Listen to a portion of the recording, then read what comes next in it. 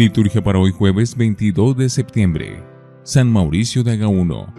En Agaúno, hoy San Mauricio de Agaúne, en la región de Valais, en el país de los Helvecios, los santos mártires Mauricio, Exuperio, Cándido, que siendo soldados fueron sacrificados por su fe en Cristo en tiempo del emperador Maximiano, juntamente con los compañeros de la misma legión, Tebea y el veterano Víctor, ilustrando así a la Iglesia con su gloriosa pasión. Antífona. Hay diversidad de dones, pero un mismo Espíritu. Hay diversidad de servicios, pero un mismo Señor. Y hay diversidad de funciones, pero un mismo Dios que obra todo en todos.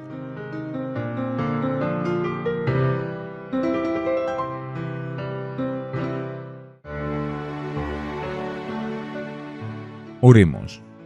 Oh Dios, que enseñaste a los ministros de tu Iglesia a servir a los hermanos y a no ser servidos, concédeles disponibilidad para la acción, mansedumbre en su ministerio y perseverancia en la oración.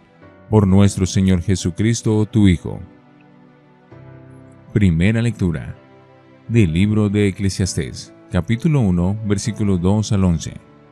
Vanidad de vanidades, dice Coelet, vanidad de vanidades, todo es vanidad. ¿Qué es aquel hombre de todas las fatigas que lo fatigan bajo el sol? Una generación se va, otra generación viene, mientras la tierra siempre está quieta. Sale el sol, se pone el sol, jadea por llegar a su puesto y de allí vuelve a salir. Camina al sur, gira al norte, gira y camina el viento. Todos los ríos caminan al mar, y el mar no se llena. Llegados al sitio a donde caminan, desde allí vuelven a caminar. Todas las cosas cansan y nadie es capaz de explicarlas. No se sacian los ojos de ver, ni se hartan los oídos de oír. Lo que pasó, eso pasará. Lo que sucedió, eso sucederá. Nada hay nuevo bajo el sol. Si de algo se dice, mira, esto es nuevo, ya sucedió en otros tiempos, mucho antes de nosotros, nadie se acuerda de los antiguos, y lo mismo pasará con los que vengan. No se acordarán de ellos sus sucesores. Palabra de Dios. Te alabamos, Señor. Salmo 89. Señor, tú has sido nuestro refugio de generación en generación. Tú reduces el hombre a polvo, diciendo, retornen, hijos de Adán. 1000 años en su presencia son un ayer, que pasó una vigilia nocturna. Señor, tú has sido nuestro refugio de generación en generación. Lo siembras año por año, como hierba que se renueva, que florece y se renueva por la mañana, y por la tarde la siegan y se seca. Señor, tú has sido nuestro refugio de generación en generación.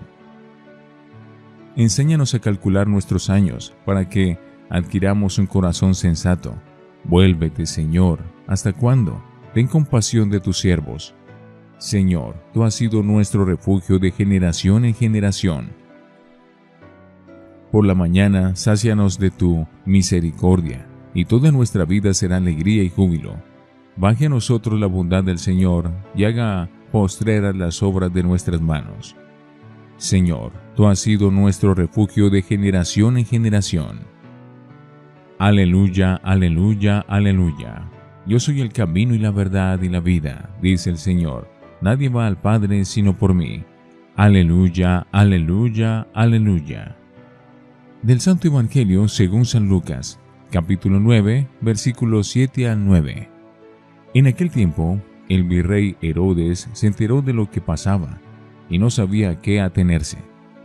Porque unos decían que Juan había resucitado, otros que había aparecido Elías, y otros que había vuelto a la vida uno de los antiguos profetas. Herodes se decía, a Juan lo mandé decapitar yo. ¿Quién es este de quien oigo semejantes cosas? Y tenía ganas de ver a Jesús.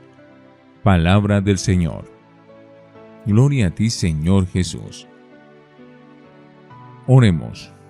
Padre Santo, cuyo Hijo quiso lavar los pies de los discípulos para darnos ejemplo, recibe los dones que te presentamos y haz que al ofrecernos como oblación espiritual, nos llenemos de espíritu de humildad y diligencia.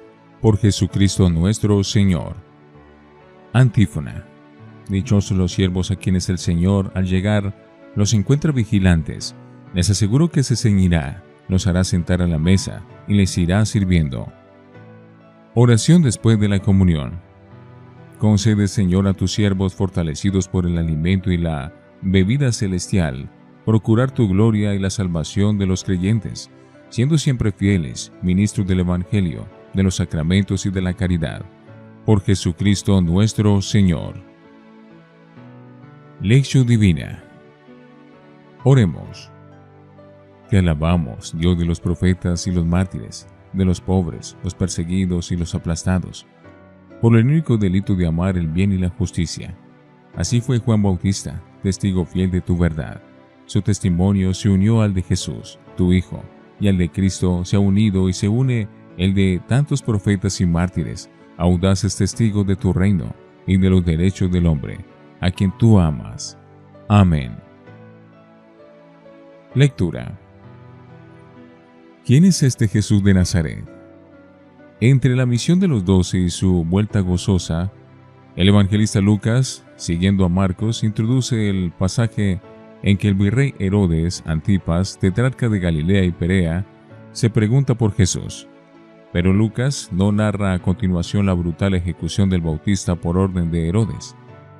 Este aparece en el texto lucano como bastante escéptico e incrédulo respecto de Juan, mientras que en Marcos se muestra respetuoso con él, y en Mateo disimula sus intenciones asesinas por miedo a la gente, que quería a Juan. En el fondo, Herodes no acepta ninguna de las versiones que corren entre el pueblo sobre Jesús. El Bautista redivivo, Elías reaparecido, a alguno de los antiguos profetas vuelto a la vida. Se limita a contestar un hecho. A Juan lo mandé decapitar yo, y plantea un interrogante. ¿Quién es este Jesús del que oigo semejantes cosas? Y tenía ganas de verlo. Frívolo e incrédulo, pero curioso y astuto. ¿Por qué se interesaba por Jesús?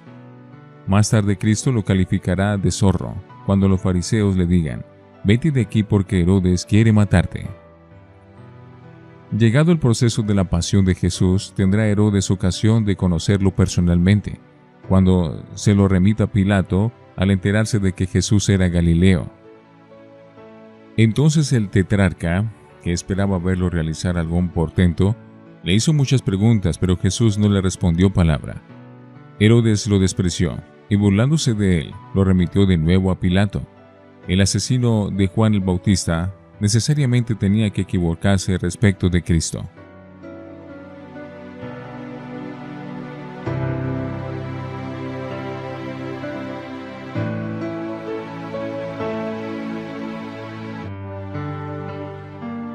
Para meditar. El profeta esperado. La creencia popular judía esperaba que, al comienzo de los tiempos mesiánicos, según la profecía de Malaquías, vendría de nuevo el profeta Elías, que había sido arrebatado al cielo en un carro de fuego.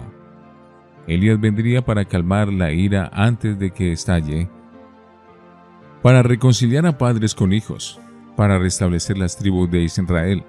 Algunos identificaron a Elías con el Bautista, y ahora lo identifican con Jesús de Nazaret. Otros esperaban un nuevo Moisés. La creencia en el retorno de un gran profeta pertenecía también a la esperanza escatológica judía, vinculada a la venida del Mesías. Este estaba ya presente en Jesús, pero sorprendentemente, entre todas las hipótesis que se barajaban sobre su persona, ninguna incidía en su condición mesiánica. ¿Por qué? Porque el Mesías esperado por los judíos era de tipo triunfalista y político, y era claro que Jesús no reunía esas características. Él encarnaba más bien al siervo sufriente del Señor, conforme a los poemas del segundo Isaías. No obstante, Jesús aparecía evidentemente como un gran profeta. Así lo entendieron el pueblo sencillo, sus discípulos, los curados por él e incluso sus enemigos declarados. Lo que lo definía era su anuncio del reino de Dios, los signos de sus curaciones y milagros que avalaban la buena nueva de la presencia de este reino, su dedicación a los pobres, su invitación a la conversión, su insistencia en el fin de los tiempos ya cumplidos, en parte con la oferta de la salvación de Dios, y, sobre todo, su fidelidad al mensaje y a la verdad hasta su muerte violenta, acaecida en Jerusalén, como la de los antiguos profetas. Respuesta de la fe sobre Jesús. Según muchos, todo esto hacía de Jesús el gran profeta esperado, pero había algo más que pasó desapercibido a todos, incluso a sus discípulos hasta después de la muerte y resurrección del Señor. Él era también el Mesías anunciado por los profetas. La pregunta sobre Jesús seguía en pie. Habrá que esperar la profesión de fe de Pedro para superar la hipótesis popular, como veremos mañana. Pero sobre todo, habrá que esperar la respuesta del Padre resucitado a su Hijo de entre los muertos, para, a la luz de la fe pascual, responder en plenitud a la pregunta que seguidamente planteará Cristo a los suyos: ¿quién soy yo para ustedes? Tú eres el Mesías, el Hijo de Dios. A su categoría de Dios unía Jesús la plenitud de los valores humanos, profundamente humanos y sencillamente divinos, sublimes como hombre y adorable como Dios. Motivos más que suficientes para seguir y amar a Cristo apasionadamente, porque Él es una persona de hoy día, viva, cercana a nosotros y amigo personal nuestro. Reflexionemos. ¿Nuestro deseo de ver y de escuchar a Jesús es para obedecer a su palabra o por pura curiosidad, autodefensa y control, como en el caso de Herodes? Oremos. Danos, Señor, valentía para vivir nuestra fe, para seguir